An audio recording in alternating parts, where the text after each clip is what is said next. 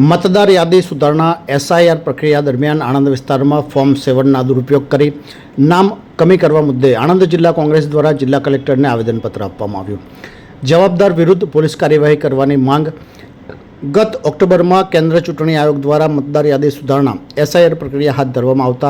हवे प्रक्रिया पूर्णताना आरे होय तेवा समये छेल्ला केटलाक दिवसोथी मतदार यादीमांथी फॉर्म 7 दुरुपयोग करी राजकीय प्रपंच करवामां आवी रह्युं होय तेना विरुद्धमां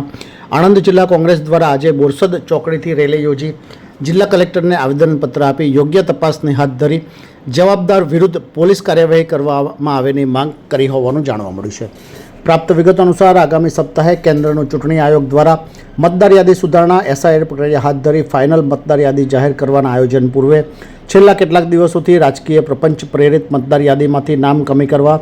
फॉर्म नंबर 7 दुरुपयोग करवामां आवी रह्या होय ना पगले आणंद पंथकमां पण आ प्रकारनी प्रवृत्ति हाथ धरवामां आवता आज आणंद जिला कांग्रेस द्वारा जिला कांग्रेस प्रमुख अल्पेश पडियार, पूर्व राज्यमंत्री भिखुभाई रबारी, भृगुराज सिंह सहित कांग्रेसना अग्रणीओ द्वारा बोरसद चौकड़ीथी रेली योजी जिला कलेक्टर ने आवेदनपत्र आपवा जता पूर्वे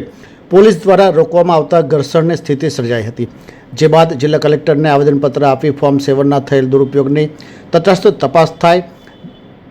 धरी जवाबदार विरुद्ध कायदेसरनी कार्यवाही करवानी मांग करवामां आवी होવાનું જાણવા મળ્યું છે। જે રીતે સમગ્ર ગુજરાતમાં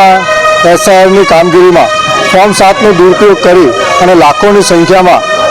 મતોને કાઢવા માટેનું જે ષડયંત્ર કરવામાં આવ્યું છે ભારતીય જનતા પાર્ટીના આગેવાનો દ્વારા એ સીધો લોકતંત્ર પર પ્રહાર કરવામાં આવ્યો છે। ત્યારે આજે આણંદ જિલ્લા કોંગ્રેસ સમિતિ રેલી કાઢી અને આવા લાખો લોકો સામે એફઆઈઆર થાય એની માટેનું કલેક્ટરને આવેદનપત્ર આપવામાં આવ્યું છે। આણંદ જિલ્લામાં 63,000 જેવી ફોર્મ 7ની અરજીઓ આવી હતી, જ્યારે એ અરજીઓમાં એક જ નામે 20, 25, 30 નામોને સામે અરજીઓ કરવામાં આવી છે। ત્યારે અમારી કલેક્ટરશ્રીને રજૂઆત હતી કે આ ભારતીય જનતા પાર્ટીના જે પણ આગેવાનો, જે પણ કાર્યકર્તાઓ આ રીતે ખોટી રીતે બદઇરાદાથી લોકતંત્ર પર પ્રહાર કરવામાં આવ્યો છે અને ફોર્મ 7 ભરવામાં આવ્યું છે, એના સામે કાયદેસરની કાર્યવાહી કરવામાં આવે। જ્યારે અમે પોલીસ સ્ટેશનમાં જઈએ છીએ ત્યારે પોલીસ આની સામે એફઆઈઆર કરવા માટે વાંધો ઉઠાવે ત્યારે કલેક્ટરને અમે રજૂઆત કરી છે કે ચૂંટણી પંચ દ્વારા આની સામે એક્શન લે તો કલેક્ટરશ્રીએ આશા રાખી છે કે તમે અમને અરજીઓ આપશો તો ચૂંટણી પંચ જે પણ કહેશે તેની સામે કાર્યવાહી કરવામાં આવશે। ये है हलचल टीवी नेटवर्क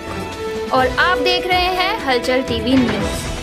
हर हलचल पर नजर, हर हलचल की खबर।